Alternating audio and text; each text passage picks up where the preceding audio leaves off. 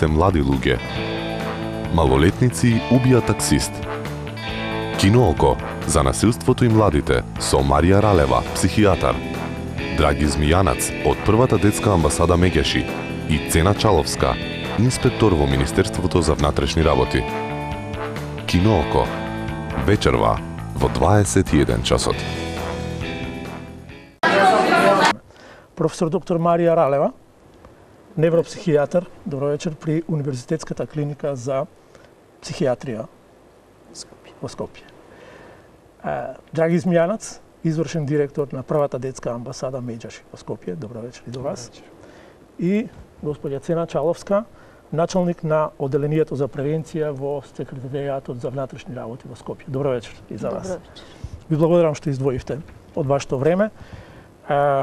Навистина важна тема, ќе отвориме, се надевам, сите оние или повеќето од оние прашања кои се битни, кои генерираат оваа состојба и сите оние, ќе разговараме за сите оние мерки на кои упатуваат потребата да се разрешат овие ситуации, но еве пред тоа да ја најавиме сторијата за филмот, што го поврзуваме со оваа тема вечерва. Почитувани гледачи, ќе ја видите кусата сторија за филмот Љубовта е кучка на мексиканскиот режисер Инариту. Тоа е неговиот прв дебитантски филм, иначе еден од по-интересните, по-атрактивните млади режисери во она што значи светска кинематографија. Така да сега ќе погледнеме приказната за филмот, кој вечера во 23 часот и 30 минути ќе можете да го гледате на Алфа телевизија и го поврзуваме со оваа тема вечерва, насилството и младите.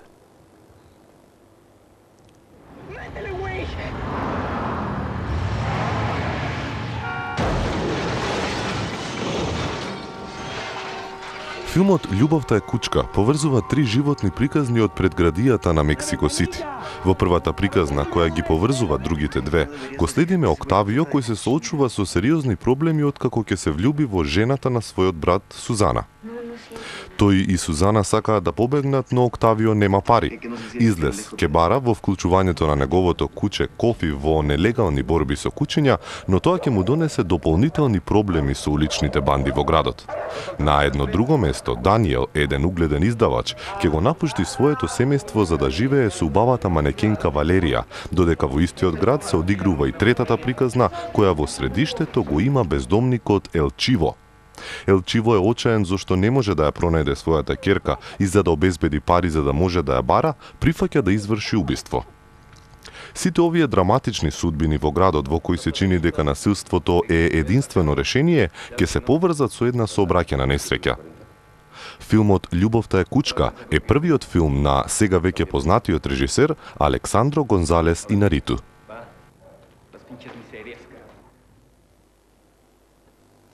Еве не повторно во студиото на Алфа телевизија, во емисијата Кинооко, вечерва посветена на темата младите и насилството. Го видовме прилогот за филмот што го асоцираме вечерва со оваа тема, во 23 часот и 30 минути ќе можете да го гледате. А сега ние овде во студиото ќе поразговараме.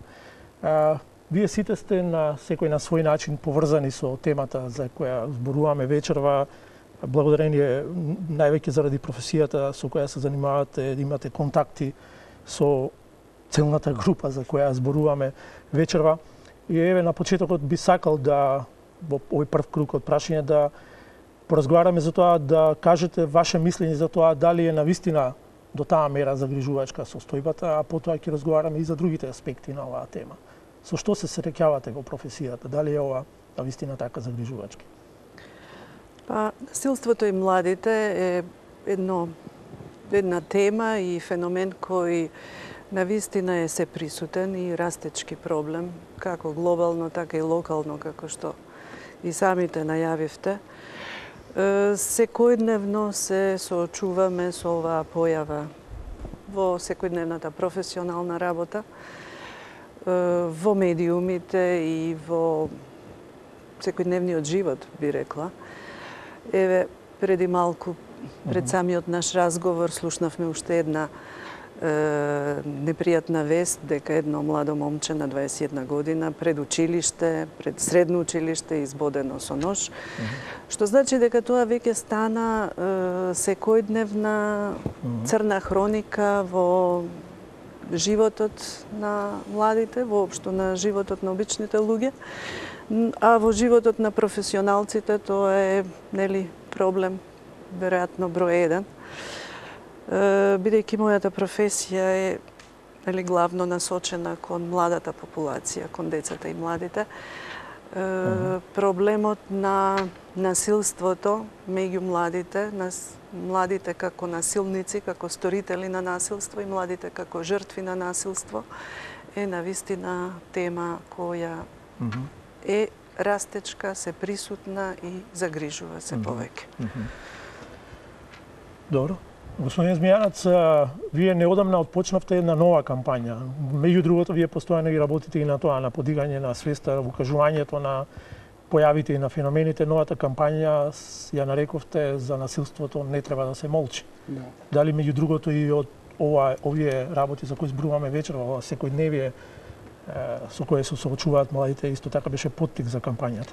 Ние користиме повеќе индикатори за да може и да креираме јавно мислење. Значи, кампањите ни служат да ги фокусираме одговорните државни институции, родителите и училиштата, каде што може и малку да се делува превентивно дека насилството е во пораст, иако многу често имаме дилеми дали е во пораст, дали повеќе се говори за тоа или почесто се охрабрени возрастните и родителите да го пријавуваат насилството.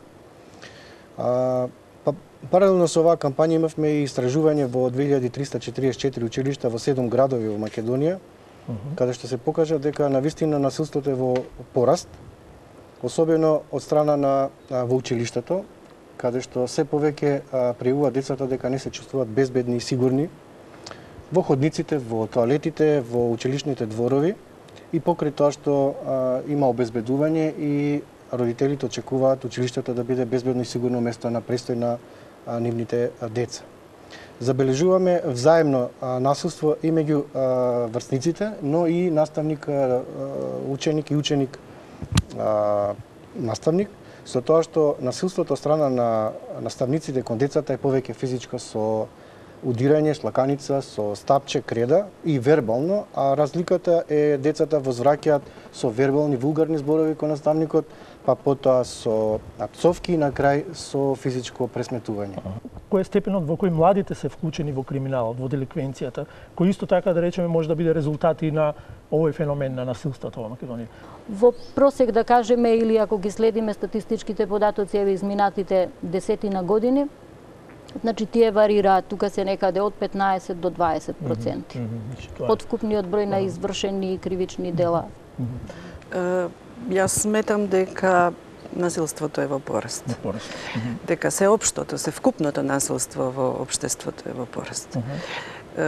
И паралелно со тоа и насилството меѓу младите е во пораст. Знаете, во средини, особено во општества кои се уште се во транзиција, каде што се уште нормите на однесување, вредносните системи не се етаблирани, не се пренесуваат од генерација на генерација, не се во функција на воспитување во училиштата, тешко е да се зборува за рамки во кои би се воспитувала младината. Еден од факторите за насилничко однесување е податокот дека се помалку децата се блиски со своите родители, уште во помалата детска возраст. Се помалку време проведуваат заедно. Се помалку размени на ниво родител-дете, дете-родител се одвиваат во емоционална смисла, во структурирање на времето, во организирање на заедничките игри, споделување и така натаму. Во училиштата децата веќе не се доживуваат дека е тоа некое место многу позитивно за проведување на голем дел од времето. Значи, останува еден голем дел неструктурирано време, кое младите ги прави желни во потрага за авантури, возбуда и така натаму и приклонување кон врснички групи кои нудат ваква можност. Нудат можност да се биде главен, да се доживе моќно, да се биде, да се докажува, да ги контролираат другите и на тој начин нели лесно да влегуваат во експерименти, во искуства на насилничко однесување меѓу себе. Јачаловска, полицијата имаше и во изминатите години, и минатата година, 2009-2010, на почетокот на учебната година, го поврзувам сега со училиштата, бидејќи ја отворивме таа тема, бидејќи важен елемент од целата оваа тема за која говориме ние се и училиштата. Очигледно дека воспостави некаква соработка, но за жал за да ги гасат пожарите. Имаше во Тетово една иницијатива за како беше да се одржува настава или полицијата заедно со училиштата да зборуваат со децата за тоа како да ги намалат ризиците од насилство и како да го намалат насилството воопшто. Потоа исто така и во Скопје имаше неколку иницијативи и вие Министерството за внатрешните работи исто така изрази желба дека ќе биде присутно во училишните дворови околу училиштата и така натаму. Но тоа е сето зборува за нешто кое гледаме слика во која дошло до таква ситуација да сега полицијата биде блиску до училиштето, што значи дека таму постои некаква потенцијална опасност. Каква е таа соработка? Како ги утврдувате овие потреби, комуникацијата со училиштата? Па во тој поглед јас можем да кажам што се однесува барем до Министерството за внатрешни работи дека има позитивна да кажам релација или многу добро воспоставена соработка со педагошките служби по училиштата без оглед на тоа дали станува збор за основните училишта или средните училишта на подрачјето на град Скопје. Дури да кажеме изминатата година, например, ние сега работиме малку поорганизирано во тој поглед кога станува збор за превентивните активности. Тоа говори и самиот факт што во текот на 2008 година, да кажеме, се формирани точно и овие одделенија кои што едното јас го водам во Скопје, значи одделение за превенција. Меѓутоа, многу години и пред тоа, значи ние имавме голем број на активности кои беа насочени кон намалување точно на насилното однесување на младите, дали во училиштата или надвор од училиштата, насилното однесување на спортските надпревари и така натаму. Меѓутоа, нели, се случуваат и веројатно ќе се случуваат вакви некои инциденти. Меѓутоа, реков дека многу веројатно треба да се направат многу коренити промени, тоа во сите сегменти на нашето живење, па дури и во сите институции. Значи, да не ги гледаме институциите посебно, бидејќи Министерството за внатрешни работи е само една алка, да кажеме, од целиот тој систем кој што има обврска во постапувањето со малолетниците. И да не речем, скоро секојдневно се среќава, значи во текот на своите работни ангажмани, полициските службеници се среќаваат со малолетници кои што се сторители на вакви кривични дела или на прекршоци.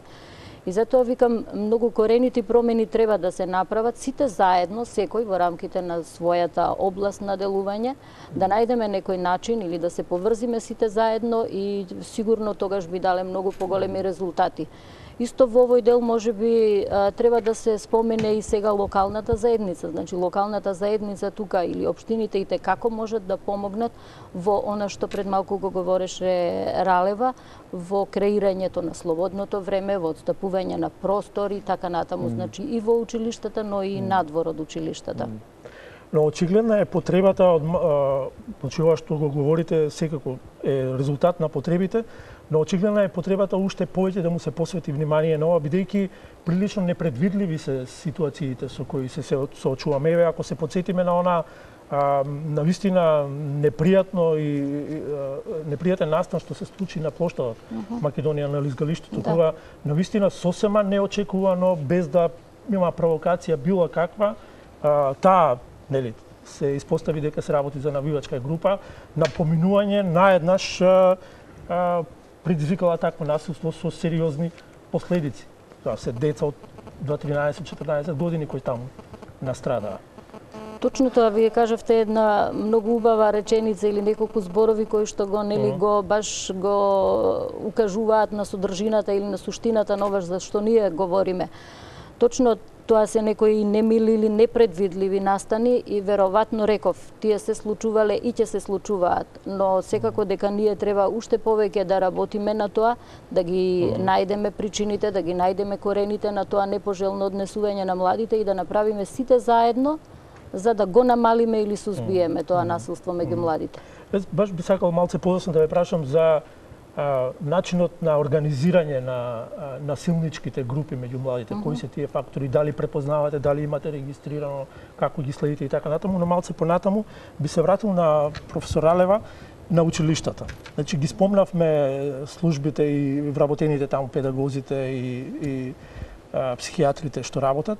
Очигледно дека таму треба малце повеќе нивната улога да се постави поинаку и малце повеќе да се посвети внимание на тој дел, бидејќи и самите кажавте училиштето е местото каде што во голема мерка се генерираат овие проблеми. Кои се препораките, што да се направи во таа насока? Училиштата се добро екипирани, нели, повеќето училишта, со педагози, психолози и тие сочинуваат една стручна служба која би можела значително да го поднесе товарот на дејствување меѓу децата и младите во смисла на надминување на конфликти, во смисла на едукација во активности кои се ориентирани кон социјални цели, взаемно дружење и така натаму. Меѓутоа, веројатно, како и сите вработени се преоптоварени со административни работи, така што многу, предпоставувам, малку време им останува за стручната дејност. И тоа навистина бара освежување, осмислување. Има ли потреба од некакви нови програми, некаков нов инпут, да кажам, нешто што би требало да се организира од надвор, некакви семинари, било што, работилници на кои постојано ќе бидат во тек со новите трендови случувања и кои ќе им укажат на тие луѓе што работат таму како да се справуваат, како да препознаваат?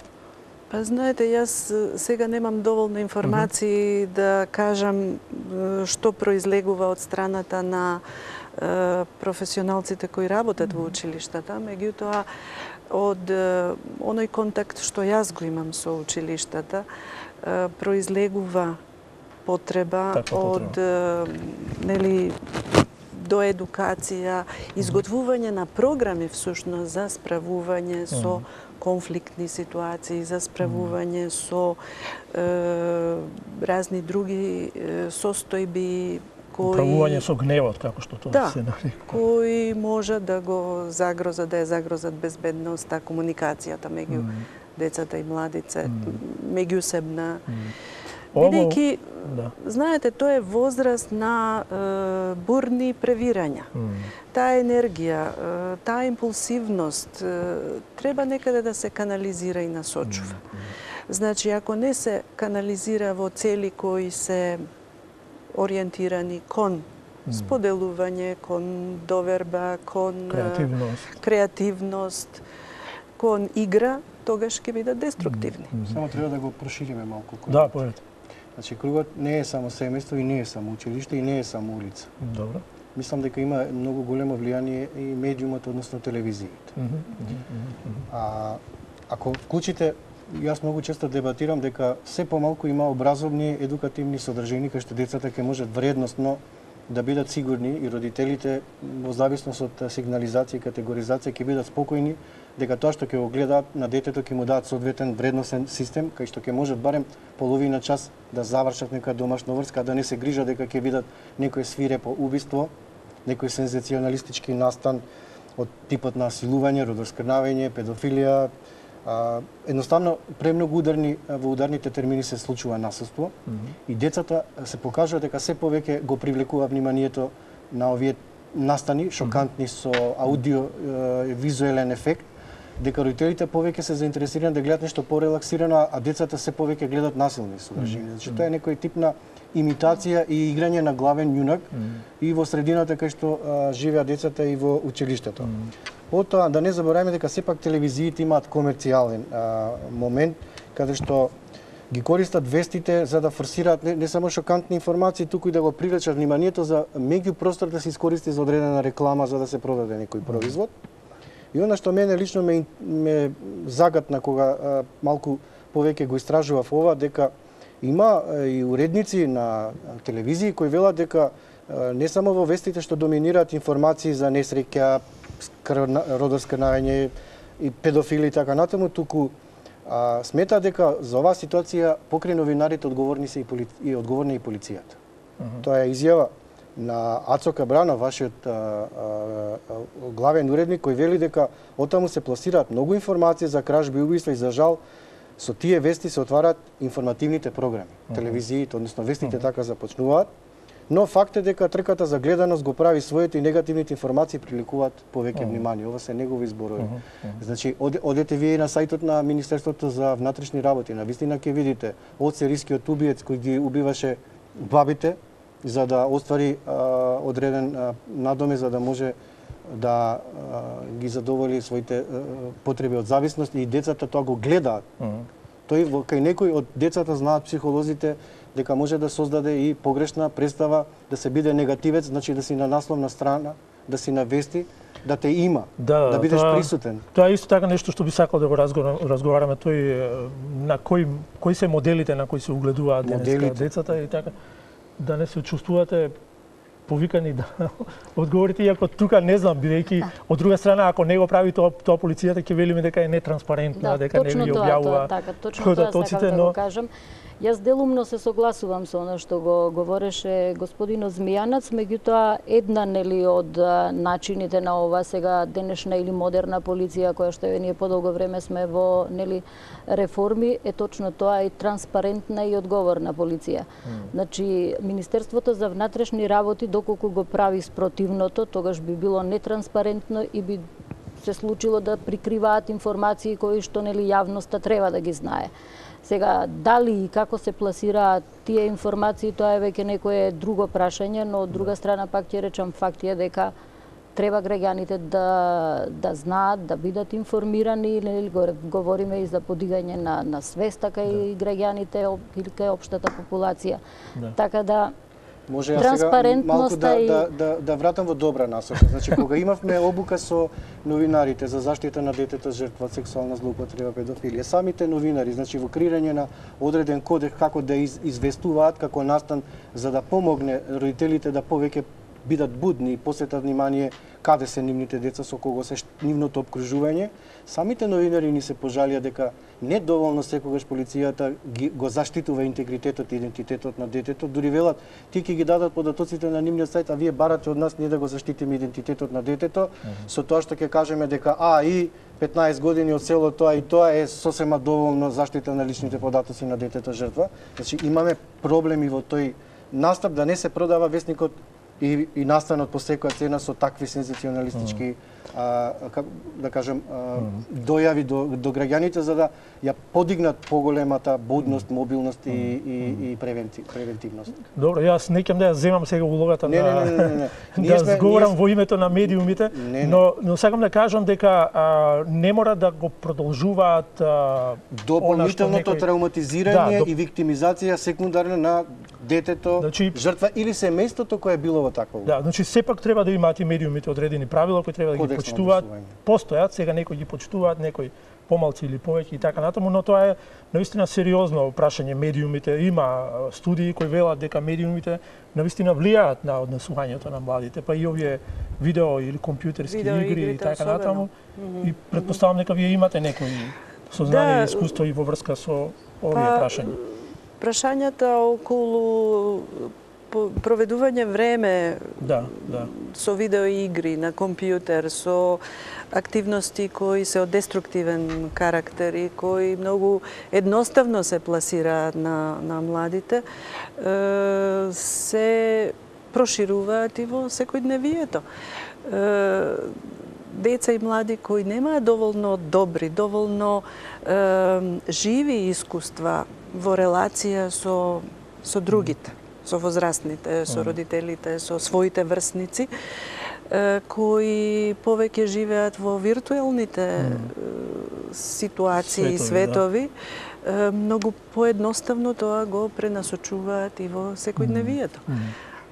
Студии се правени во светот, нели, каде што се смета дека повеќе од 2-3 часа проведени на компјутер со содржини кои се од насилен карактер, веќе влијаат на формирањето на свеста, сваќањето за насилството и насилните интеракции меѓу младите. И сега тука пак се враќаме на родителите, на училиштата. Па тоа е секогаш така едно клопче поврзано, меѓутоа да не заборавиме дека и општеството е една сериозен филтер кој треба да го заштитува и семејството, и индивидуата, и особено овие ранливи групи, како што се децата и младите. Знаете, во средини општествени, каде што нема јасни правила на однесување, норми, тогаш младите и не знаат баш како да се однесуваат. Тие во својата животна улога се уште без добра контрола на своите импулси, на своето однесување и во недостиг на надворешна рамка, да не речам контрола, тогаш уште се позбунети и уште се подезориентирани во таа смисла. И многу полесно е да се одбере негативен идентитет, негативни вредности, отколку она за што треба човек да се труди, да вложува напор, да... Го спомнавме моделот на угледување. Дали функционира тоа? Дали младите или во кои од периоди од нивната младост се особено осетливи и ги примаат тие информации кога им треба некој на кој ќе се угледат? И кој е тој на кој денеска младите можат да му се угледаат? Еве зборуваме во училиштето имаме сериозен проблем во наставните програми, во наставниците, со семејството, со родителите исто така немаат многу време да се занимаваат со децата, родителите во голема мерка и во голем процент од родителите, па претпоставам дека и една од причините поради кои детето не може да се угледа на родителите е и тоа. Тоа што им останува и дали функционира тој тип на комуникација со некој модел на угледување? Па денес моделите се во медиумите. Во медиуми. Се на интернет, се на Facebook, се на сите тие современи медиуми во кои децата се вклучени од се помала и помала возраст. И тука се пласираат вредностите, идеалите и идолите. Тука се пронаоѓаат. Покрај моделот треба да има систем. Значи, едно е модел, друго е систем на превенција и заштита. Во тој систем на превенција и заштита мора да има одредени мерки кои државата ќе ги исполни и родителите исто така. Морам да кажам дека воведување на предметот етика, мировно образование може да го амортизира насилното однесување кај децата. Морам да кажам дека наставниците се повеќе треба да се активираат во нивните програми за организирање форуми, трибини, дебати со учениците, со проблемите со кои се среќаваат, засебни ако треба и со родителите. Недостасува активно вклучување на родителите како иницијатори за одредени промени во училиштата, како активни субјекти, значи не само како наблюдувачи, наблюдувачи што се случува со нивните деца во училиштето. Потоа, мислам дека компјутерот е исто така проблем од аспект на правилно користење. Значи, денеска современите комуникацијски системи, компјутерот може и како да се користи за наставна содржина, градиво, нешто што за 5 секунди можеш да добиеш содржина, но може да биде и негативно ако родителот нема контрола на содржините детето што ги проверува, а особено ако компјутерот е во спалната соба на детето. Значи, затоа ние секогаш велиме будноста кај родителите мора да биде на високо ниво, затоа што педофилите се инфилтрираат на разни социјални мрежи, крадат лични податоци на детето, дури организираат и одредени средби, се со намера да ја добијат наклоноста на детето. Значи, компјутерот мора да биде во салон, би било пожелно родителите да фрлаат поглед какви содржини децата следат, се со намера да знаат да го користат правилно. И мислам дека исто така недостасува обука, поголема информираност и на наставниците и децата за нивните права и одговорности. И она што морам да кажам, нема веќе по дефолт одговорни родители. Значи има многу случаеви на родоскравење. Ние само минатата година 11 случаеви на родоскравење, за 5 месеци имавме дојави на нашиот СОС телефон.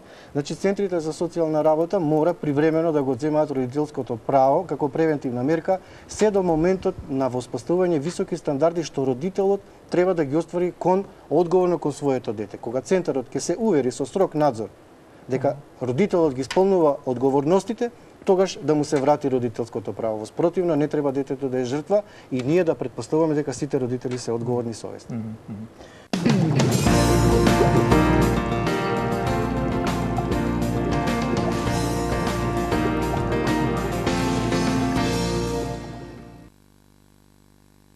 Вратите кои ги отвораме секој ден ги одредуваат нашите животи.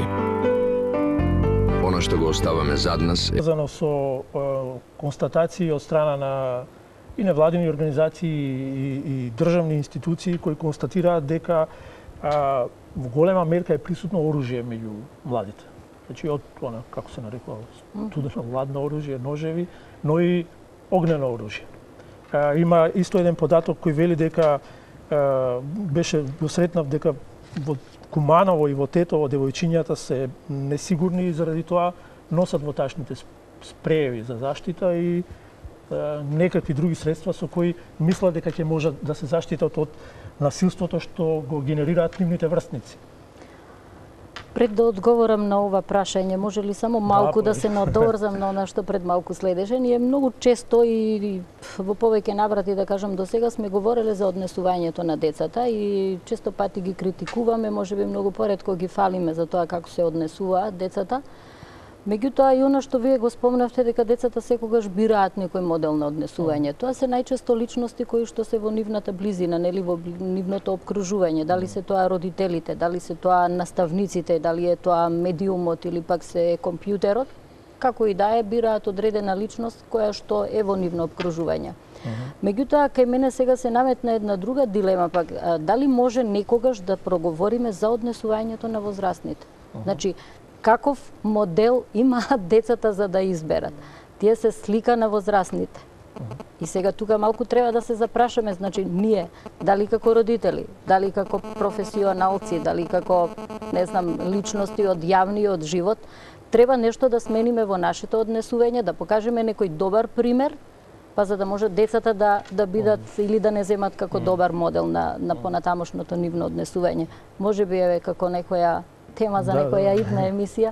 Тука може и малку треба да се проговори, значи барем по мене, за однесувањето на возрастните. Да. А оружјето? А оружјето и за тоа ќе одговориме. Точно е, сега можеби не е толку драстично голема бројката како што вие ја посочивте дека учениците или младите носат оружје во училиштата или надвор од училиштата, но секако дека е присутно. Значи како појава го имаме. Изминативе неколку години од страна на Министерството за внатрешни работи, или да зборувам конкретно за секторот за внатрешни работи во Скопје, беа спроведувани одредени активности, да кажеме, во смисла да се врши претрес на учениците, дали е тоа во автобусите или да се легитимираат од учениците пред доаѓањето во училиште или по завршувањето на часовите. Беа пронајдени одредени предмети, не зборувам за огнено оружје, значи иако го има тоа е во сосема мала бројка, меѓутоа повеќе беа тоа некои ножиња или некои штрафцигер или не знам тие боксирачи како и да ги викаат. Е присутно, но не е нешто што е застрашувачки, да кажеме тоа, или во толку голем процент да... Остана она што пред малку сакав да односно реков дека малце подоцна ќе разговараме за организирањето на насилничките групи, банди, што ги поврзува, што е тоа? Имате ли некакви анализи правено, сознанија? Постојат ли некои групи кои ги имате идентификувано? Како?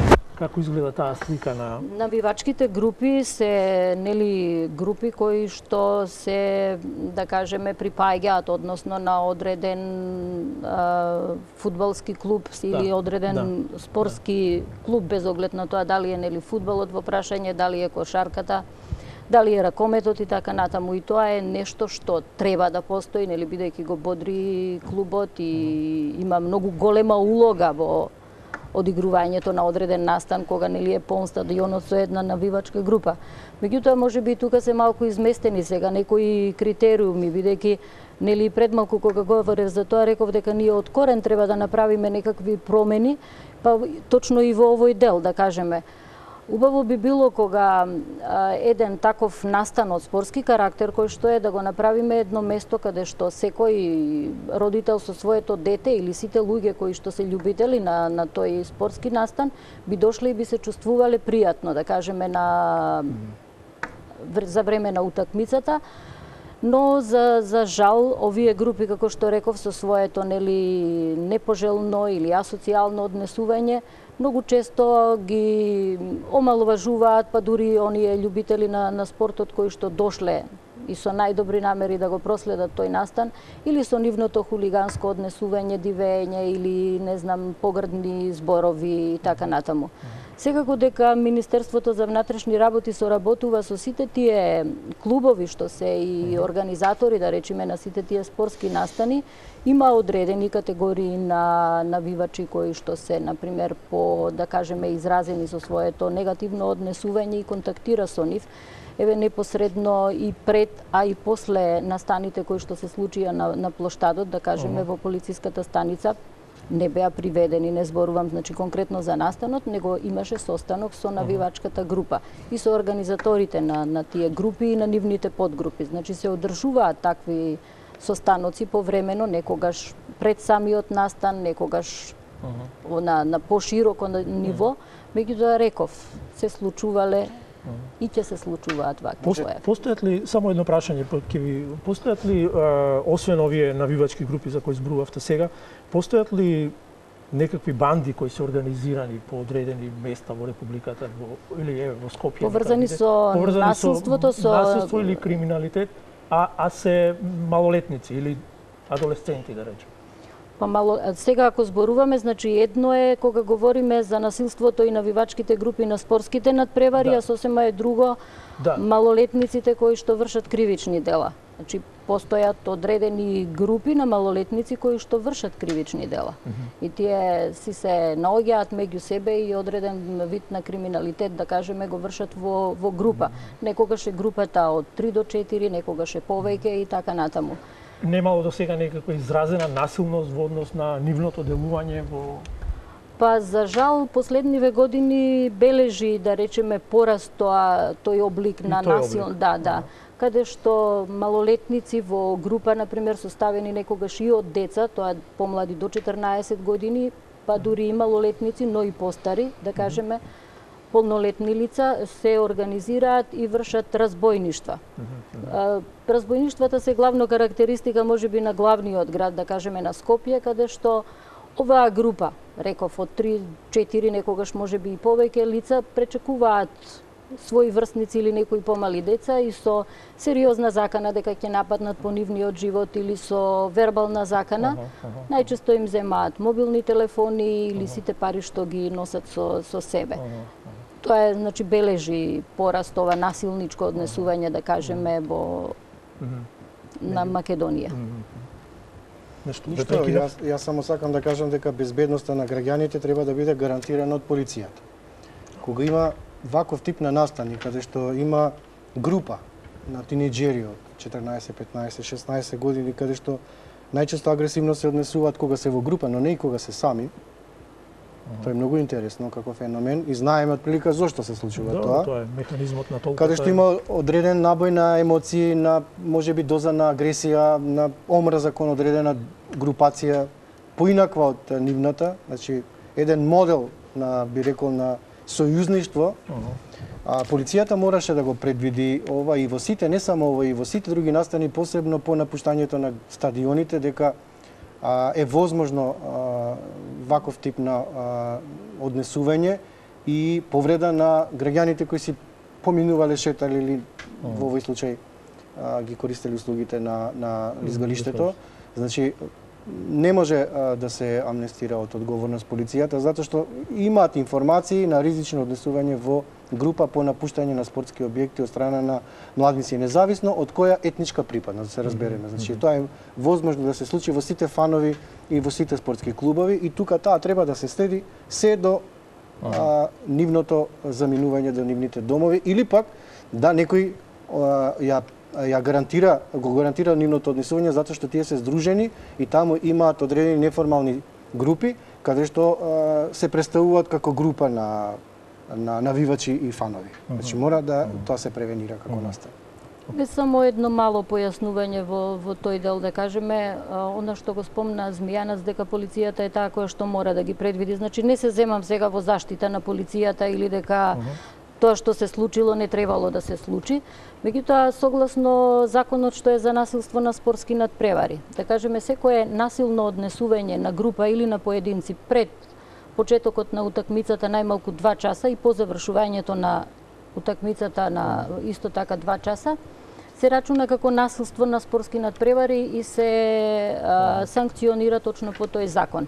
Меѓутоа, тука се јавува, да кажеме, друга една, што е како неможност, него обврска, да кажеме, на организаторот и на клубот, кој што доставува писмен допис до нашето министерство и проценките се нивни. Дали се работи за утакмица која што е со висок ризик или пак се работи за утакмица, да кажеме, каде што не се очекува да има нешто. Сега, доколку не станувало збор за утакмица, или утакмицата не е прогласена нели од висок ризик, значи полицијата не ги прави тие проценки и не може тоа да го предвиди. Иако се зголемува бројот на сите овластени или полициски службени лица кои што треба да бидат на обезбедување, или групата ако се растурила надвор по завршувањето на утакмицата, после негде може би предходно се договориле повторно да се соберат, значи тоа не секогаш може да се предвиди.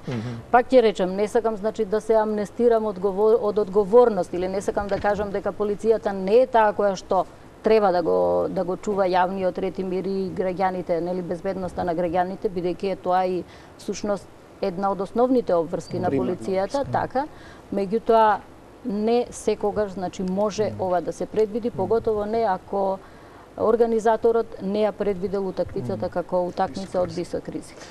Добро, и бидејќи треба да ја приведеме више емисијата до низиниот крај, остана едно прашање кое исто така е еден од ризичните фактори. Ние сме земја, но тоа се последици кои, не знам, се уште ги доживуваме и се уште се потенцијална опасности во ова насока за која зборуваме вечерва, тоа е дека Македонија е мултиетничка заедница, па имаме појави од тој тип, кога насилствата меѓу младите се предизвикани од нивната различна етничка припадност, што е навистина безсмислено. Многу програми, многу иницијативи се направени, но еве се уште имаме овој тип на проблеми, особено во училишните средини, каде што има ученици од различни заедници. Што да направиме тука? Кои се вашите ставови, препораки? Ќе ја завршиме емисија. Па, нетолерантноста на разликите, кон разликите доведува до се поголемо проблематизирање на разликите, односно недоволното познавање на другиот. Пред повеќе години правевме едно истражување со млади кои од македонска и албанска етничка припадност во смисла на меѓусебно познавање едни на други, односно културата на едните и другите, и навистина имаше фрапантни податоци дека многу малку меѓусебно се познаваме, дека многу малку познавајќи се многу малку и се вреднуваме едни со други. Така што не е чудно, нели, што анимозитетот произлегува од животот едни покрај други, а не едни со други. Од друга страна пак мислам дека и уште еден проблем што може би не го загатнавме, а тоа е достапноста на алкохол и психоактивни субстанции, што исто така влијае на порастот на насилничкото однесување на младите, независно од етничка припадност, независно од нели сите други фактори.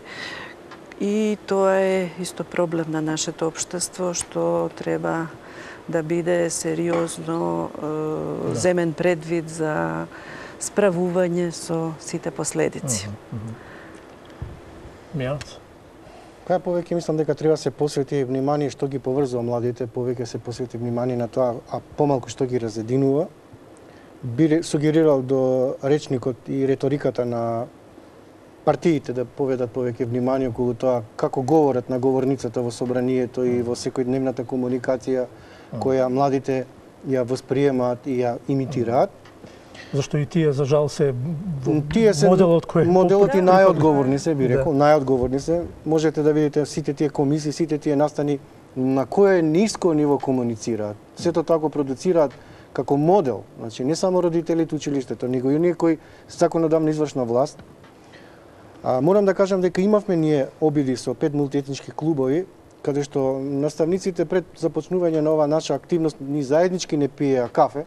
Ќе го наведам дури училиштето, тоа беше Панче Караѓозеф и неколку училишта каде што откако почнавме да работиме преку форум театар, ненасилна разработка на конфликти, заедничко креирање на слободното време, бришење на графити, на насилна содржина со мировни пораки и така натаму, не само што децата беа пример како треба да се живее, туку почнаа наставниците да пијат заедно кафе и да се дружат. За жал ова мировно образование и ненасилна разработка на конфликти не влезе како задолжителна наставна содржина во училиштата, но се надевам дека еден ден ќе биде и тоа редовна програма. Да, благодарам.